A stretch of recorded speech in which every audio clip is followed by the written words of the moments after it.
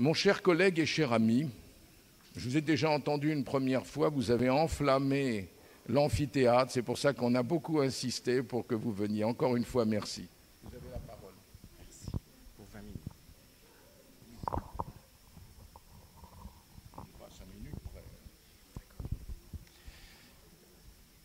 Bonjour à toutes et à tous. Merci, monsieur le professeur émérite,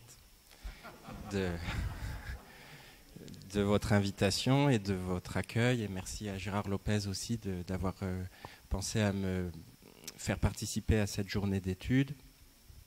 Quelques audiences m'attendent à Bobigny où je suis juge des enfants. Ne m'en veuillez pas de ne pas rester avec vous après la première pause de la matinée. Je suis donc magistrat, juge des enfants à Bobigny, c'est-à-dire, comme vous le savez, en charge à la fois de la répression des infractions commises par les enfants et en charge de la protection des enfants en danger dans leur famille. Et j'ai également été juge aux affaires familiales.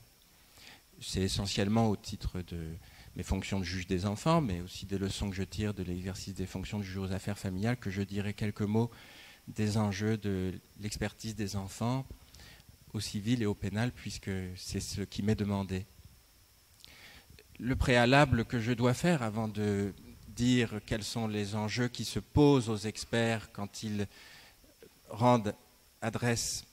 soumettent un rapport à un magistrat, à une juridiction, c'est de savoir ce que vous attendez de moi.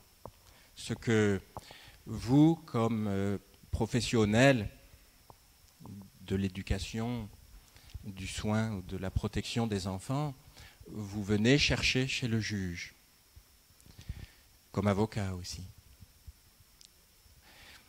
Je me dis souvent que lorsque vous venez chercher quelque chose chez le juge, et particulièrement chez le juge des enfants, vous ne venez pas chercher l'éducateur en chef. Enfin, je pourrais le dire sous forme de question. Est-ce que vous venez chercher l'éducateur en chef ? L'assistante sociale en chef, le psychologue en chef, le meilleur pédopsychiatre du département. À l'évidence, non, ce que les professionnels de la protection de l'enfance viennent chercher chez le juge, ce n'est pas l'expert, ce n'est pas le soignant, ce n'est pas l'éducateur. Ce que l'on vient chercher chez l'autorité judiciaire, c'est la décision. Et la société soumet la décision aux non-experts. C'est-à-dire que je ne rends des jugements qu'à partir de principes qui sont des principes directeurs de la protection de l'enfance aux affaires familiales comme en assistance éducative, et des principes qui ne sont applicables que si le juriste a recours à des savoirs qui sont des savoirs non judiciaires. Autrement dit, le Code civil n'est pas suffisant pour protéger un enfant. Ma collègue Laurence Bellon, qui est actuellement présidente du tribunal pour enfants de Marseille, a discerné 4 principes de la protection de l'enfance, de l'assistance éducative. Le principe du maintien de l'enfant dans sa famille. Nous sommes aristotéliciens plus que platoniciens. Le principe de la recherche de l'adhésion de la famille à la mesure envisagée. Le principe du respect des convictions religieuses et philosophiques de la famille. Et le principe de l'intérêt de l'enfant. Devant le juge aux affaires familiales, on pourrait dire qu'il y a 2 principes directeurs. Le premier, c'est celui de la coparentalité, tel qu'il est formulé par la loi du 4 mars 2002, mais on pourrait plus juridiquement l'appeler le principe de l'exercice conjoint de l'autorité parentale. Et le second, c'est le principe de l'intérêt de l'enfant. Mais qu'est-ce que l'intérêt de l'enfant ? Qu'est-ce que pour un juge, l'intérêt de l'enfant ? Et c'est sans doute là l'enjeu final de l'expertise des enfants au civil comme au pénal.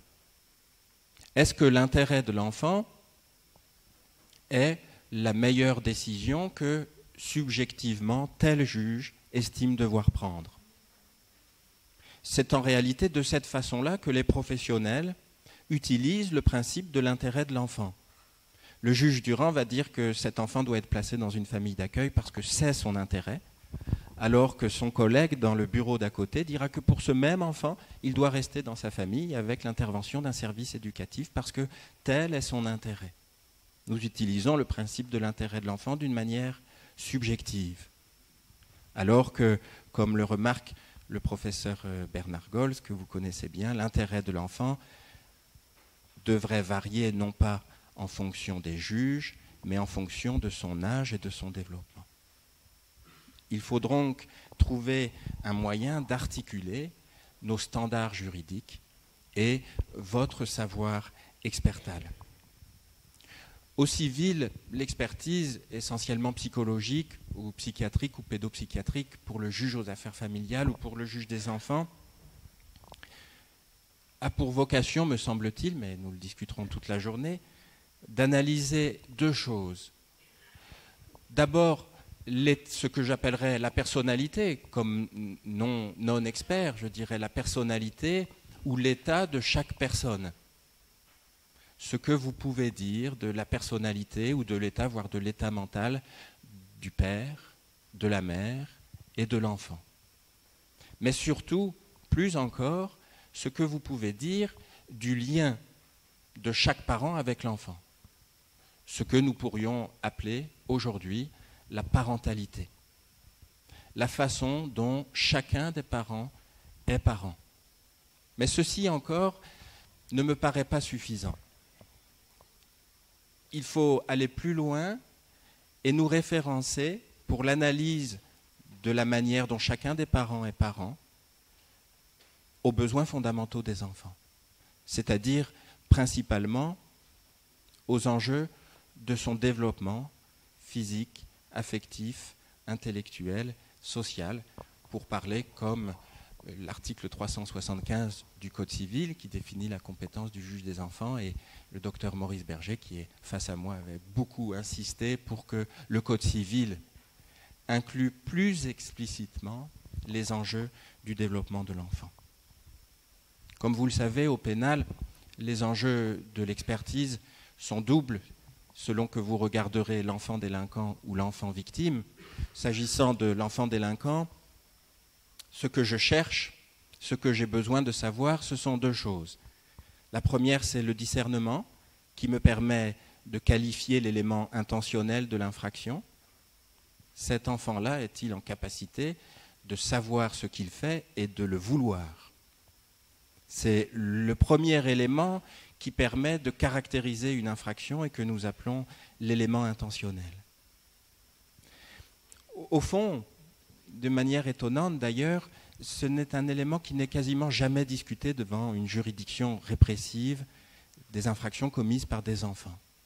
Il est extrêmement rare que, quel que soit l'âge de l'enfant, on recherche s'il avait la capacité de désirer et de penser ce qu'il faisait. Et l'autre élément, évidemment, c'est la dangerosité. Je ne sais pas d'ailleurs si on l'appelle comme ça, il faut avoir l'expérience, je regarde Marie-France Casalis, de la stratégie de l'agresseur, des agresseurs et même des agresseurs petits et des agresseurs enfants, pour parvenir à penser leur dangerosité. Et c'est assez rare que vous vous autorisiez à le dire explicitement. Une des seules fois que ça m'est arrivé, c'était la semaine dernière, où l'un de vos confrères en expertise psychiatrique d'un jeune violeur avait discerné des traits de personnalité psychopathique à tendance perverse. Mais c'est rare. J'entends Gérard. Et s'agissant de la victime au pénal, c'est ce que nous avons longtemps appelé la crédibilité. Et vous savez pourquoi, et vous savez depuis quand, et vous savez à quel prix on a contenu les experts pour moins écouter les enfants. J'ai en tête ce que dit Liliane Daligan, qui est experte psychiatre, dans un livre qui s'appelle « L'enfant et l'inceste ». Elle parle de l'effondrement psychique de l'enfant lorsqu'il n'est pas cru, et tout particulièrement lorsqu'il n'est pas cru par un professionnel de la loi. on dirait un policier ou un juge. Lorsque l'enfant perçoit qu'il n'est pas cru par son juge, il risque un effondrement psychique. Céline Raphaël, dans La démesure, ne dit pas autre chose. Lorsqu'elle analyse le temps qu'il lui a fallu pour pouvoir dire à son infirmière scolaire ou à sa conseillère principale d'éducation, je ne me souviens plus, pour révéler, dénoncer les violences qu'elle subissait du fait de son père, elle parle de la peur de ne pas être crue. Et je me souviens d'un colloque à la Cour de cassation qui était consacré au parcours judiciaire de l'enfant victime, et beaucoup de juristes disaient « victime ». Mais peut-on dire que l'enfant est victime ? Tant que la cour d'assises ou le tribunal correctionnel n'a pas dit que le prévenu ou l'accusé était coupable, peut-on dire que l'enfant est victime ? Et ma réponse à moi, c'était de dire, mais l'enfant violé, l'enfant mutilé, l'enfant agressé, l'enfant frappé a été violé. Il a été mutilé, il a été frappé. La procédure judiciaire ne met pas entre parenthèses le vécu traumatique. Elle ne met pas entre des points de suspension le réel éprouvé par l'enfant. Ce que je veux dire par là, j'espère que je m'exprime clairement, c'est que l'enjeu est d'articuler nos principes fondamentaux des procédures, c'est-à-dire la garantie des droits des personnes dans une démocratie, à la protection des enfants. Les débats actuels, je regarde Michel Créoff, sur la protection des enfants contre les viols à partir d'un seuil d'âge, ne disent pas autre chose. Comment pouvons-nous mieux protéger les enfants tout en continuant à respecter nos principes fondamentaux de la présomption d'innocence au maintien de l'enfant dans sa famille? Et je crois que nous pouvons le faire. À quelles conditions? Et je terminerai par là. Je crois qu'au fond, les enjeux de l'expertise sont de trois ordres. Le premier, c'est celui du refus du savoir, qui attaque la compétence des juges comme la compétence des experts, des éducateurs et des assistantes sociales. Le refus du savoir. J'ai en tête une décision de justice où le magistrat, c'était peut-être moi, ce juge d'ailleurs, avait ordonné une expertise qui concluait que la protection de l'enfant exigeait qu'il soit maintenu chez l'un de ses parents et que l'autre ait des visites médiatisées. Et le magistrat avait répondu, c'était peut-être moi, ce juge, le juge n'a pas à se fonder sur tel ou tel savoir, mais il doit respecter des principes. La loi fixe le principe de la coparentalité, donc il faut que la décision soit conforme à la coparentalité. Le premier risque, c'est celui du refus des savoirs.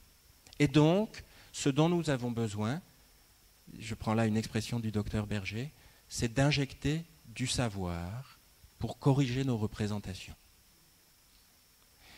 Et j'ai besoin, je dis souvent que je ne regarde nos semblables et nos enfants que dans un moment très artificiel de l'existence qui s'appelle l'audience et dans un lieu lui aussi un peu artificiel qu'on appelle un tribunal.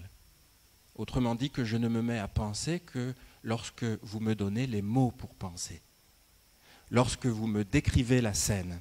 Et j'ai besoin à la fois que vous injectiez du savoir et que vous le référenciez à une description précise de la scène. Lorsque cet expert décrit comment il s'assied par terre, docteur Berger encore une fois, il s'assied par terre pour jouer avec un petit enfant, aux petites figurines représentant les membres de la famille, et que cela lui permet d'en tirer des hypothèses ou des conclusions. J'ai besoin que votre savoir me soit décrit pas à pas comme processus de pensée qui vous permet d'affirmer quelque chose. Le second enjeu, c'est celui du savoir encore, mais associé à ce que je pourrais appeler des concepts dangereux. Et vous ne vous étonnerez pas que je fasse référence ici au concept qu'on appelle, ouvrez les guillemets, syndrome d'aliénation parentale, fermez les guillemets, ou ouvrez les guillemets, aliénation parentale, fermez les guillemets. je me souviens dans une autre juridiction que j'avais ordonné une expertise psychiatrique en demandant à l'expert s'il s'agissait d'une situation d'aliénation parentale. Il avait répondu « Je ne peux pas répondre à cette question parce que je suis psychiatre ». Les psychiatres n'aiment pas, enfin je l'espère, ou en tout cas je le crois, ce concept non médical d'aliénation parentale, mais les juges et les travailleurs sociaux aussi l'aiment beaucoup. Il faut donc être vigilant à ce qui attaque le savoir. Et je dirais aussi toutes les précautions que l'on peut devoir prendre à l'égard d'un autre syndrome, cette fois-ci réel, j'avance prudemment vers votre terrain de compétence, et qu'on appelle le syndrome de Munchausen par procuration, et que je vois exploser dans les débats judiciaires à mesure que les controverses sur l'aliénation parentale sont plus explicites et qu'on emploie moins ce vocable d'aliénation parentale. Dès que l'enfant ne peut pas se lever le samedi matin parce qu'il a mal au ventre, on dit Munchausen par procuration, et je me permets de recommander la plus extrême prudence par rapport à ce qui nous empêche de voir. Le dernier enjeu, qui est lié à ces deux précédents, évidemment, le savoir, le refus du savoir, c'est celui de l'engagement. De l'engagement contre la nuance. Il arrive parfois qu'on me dise « vous n'êtes pas assez nuancé ». Mais un tableau monochrome n'est pas nuancé, il est monochrome. Et si nous ne voyons que la zone grise, nous ne sommes pas nuancés, nous sommes monochromes, mais en gris. Entre l'agresseur et la victime, je ne fais pas de nuance, c'est vrai, mais ce n'est pas monochrome. C'est-à-dire que j'ai besoin que vous preniez position dans les documents que vous portez à ma connaissance.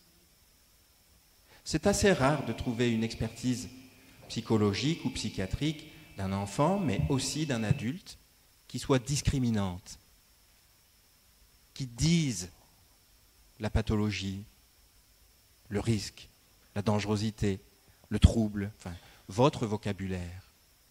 Ce que vous attendez de moi, c'est que je sois sans nuance, parce que la loi est sans nuance. La loi n'est pas nuancée. Le droit de visite est complet ou il est retiré. L'exercice de l'autorité parentale est conjoint ou il est exclusif. Mais maintenir un exercice conjoint n'est pas plus nuancé qu'affirmer un exercice exclusif de l'autorité parentale. Parce que la loi est sans nuance et que si vous attendez de moi que je tranche, vous devez le faire aussi dans les documents que vous portez à ma connaissance. C'est donc la question du courage, en fait, dans la capacité de dire ce que l'on voit. Je conclurai évidemment, puisque, et je l'espère, un DU sur diplôme universitaire sur la formation des experts va être mis en place.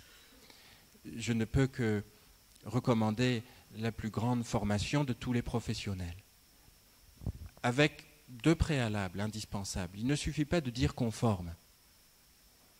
Il est essentiel que tous les professionnels soient formés en même temps et que le niveau de compétence de tous les professionnels monte de façon équivalente, car une chaîne ne vaut que ce que vaut le maillon le plus faible de la chaîne. Le maillon faible peut être le juge, peut être l'expert, peut être l'éducateur. Une formation, oui, mais à condition que l'on accepte le fait qu'il y a un engagement, une conception du monde et des rapports entre les femmes, les hommes et les enfants dans la famille qui fondent le contenu de la formation. C'est-à-dire que nous soyons explicites sur notre objectif final, la protection des enfants et la lutte contre la violence. Je vous remercie de votre attention.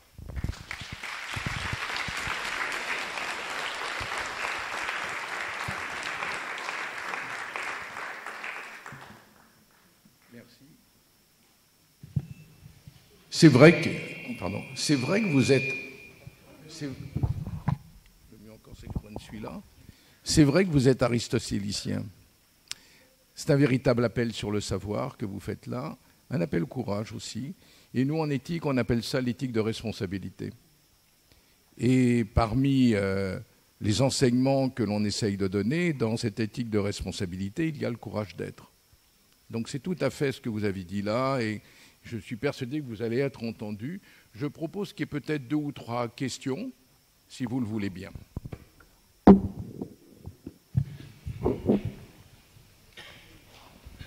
Vous présentez à chaque fois. Bonjour, je suis le docteur Casanova. Est-ce que vous pouvez peut-être aller pour carrément.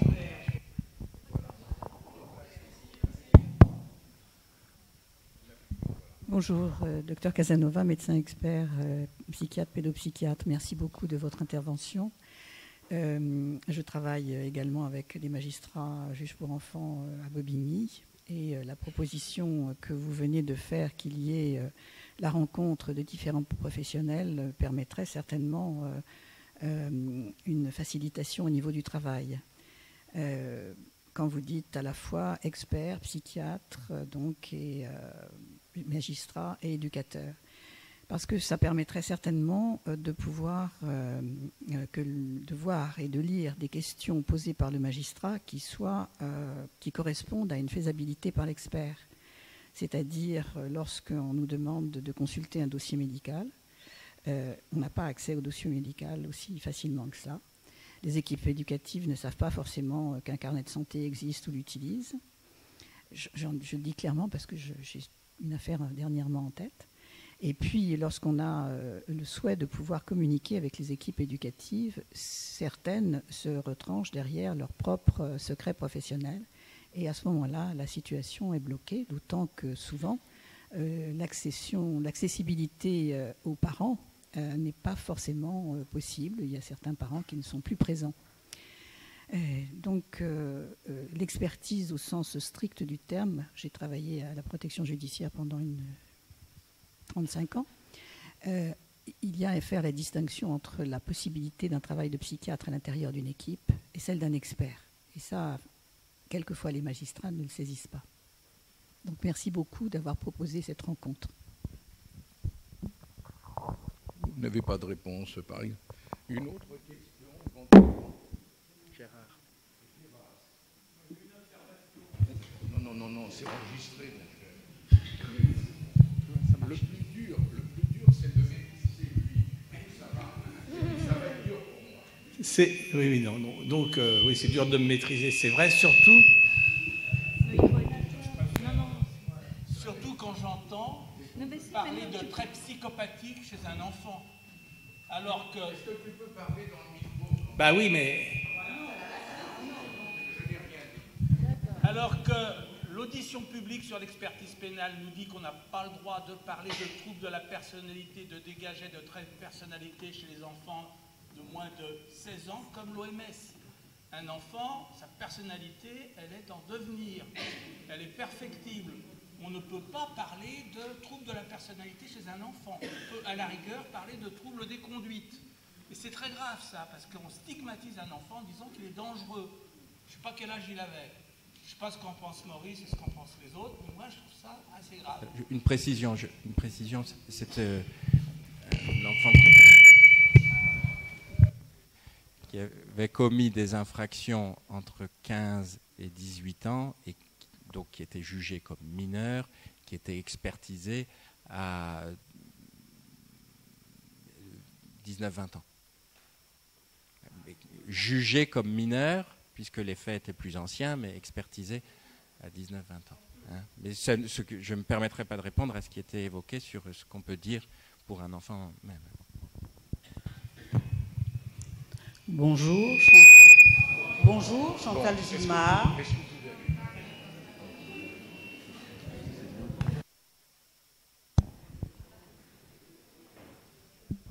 Comme ça, vous la voyez bien. Bonjour, Chantal Gimard, psychologue pathoclinicienne, psychothérapeute en libéral. Je vous remercie parce que je peux faire référence à plein de choses par rapport à votre intervention. Merci. Je trouve qu'elle était assez complète. Mais j'aimerais juste rappeler, c'est vrai qu'il n'est pas évident pour un psychologue, Je fais des expertises au TGI de Paris. J'ai commencé par des expertises pour enfants parce que j'ai été nommée d'office parent procureur de la République et personnellement, après, je fais des expertises pour adultes. Et je dis qu'il n'est pas évident pour le psychologue de faire un parallèle par rapport à sa profession qui n'est vraiment pas sur le même niveau que la normalité qui est la justice et cette réalité intérieure de chacun, que ce soit l'enfant ou l'adulte. Mais c'est vrai qu'on nous demande des précisions par rapport à la personnalité, par rapport à tout ça de l'enfant ou de l'adulte. Alors, j'aimerais juste rappeler qu'il y a quand même des psychoses infantiles, même si il est interdit de préciser les troubles ou de parler de la personnalité d'un enfant. Mais en tout cas, moi, ce que j'aimerais rappeler, je pars du principe que chaque individu est unique, même s'il y a des lois, même s'il y a une classification, qu'elle soit mentale, qu'elle soit tout cela. Mais je pars du principe que chacun est unique.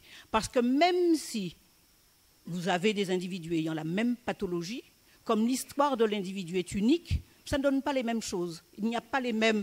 Donc c'est a priori, pour moi, ce n'est pas une question, c'est vraiment un apport que je voulais porter. C'est vraiment assez délicat. Et je pars du principe que quand on fait une expertise, en dehors de tout ce qui est général, en dehors de toute la norme, il faut penser à l'individu de manière individuelle, mais entière, comme une personnalité unique. Merci.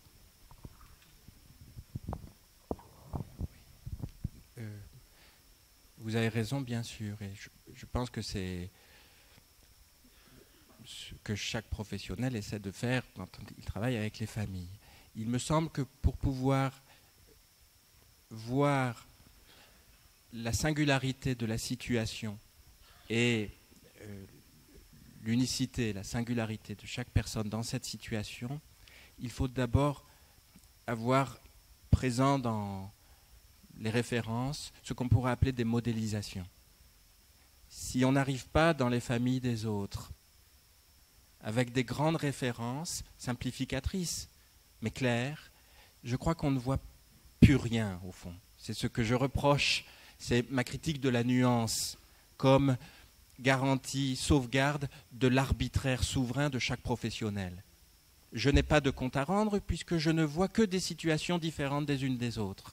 Ce qui m'autorise à ne pas me positionner entre le conflit et la violence, par exemple.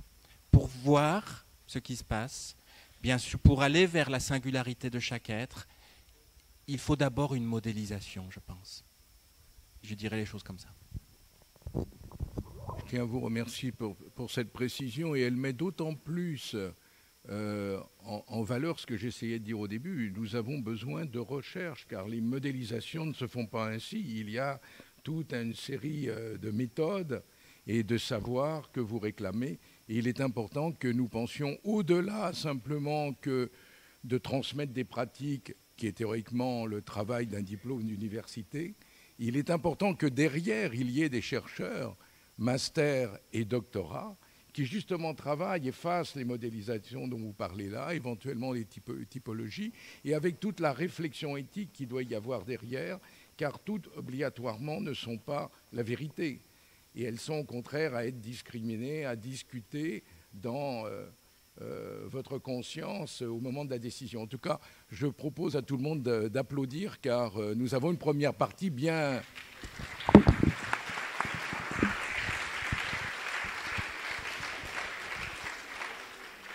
Donc merci beaucoup. Vous restez avec nous jusqu'à la pause, je crois. Sinon, en tout cas, merci de vous être libérés. Je vais demander...